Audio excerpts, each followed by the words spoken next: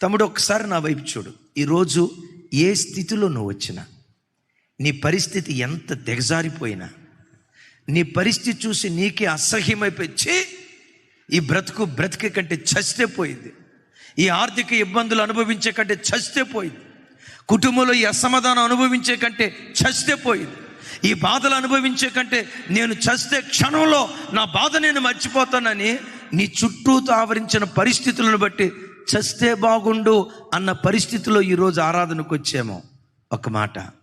కూర్చున్న చోటే ఒకసారి ప్రభు వైపు కన్నులెత్తి, నిన్ను నమ్ముకొని బ్రతుకుతున్న వాడినయ్యా, ముఖం చాటేయొద్దయ్యా, నీ కాళ్ళు పట్టుకుంటా,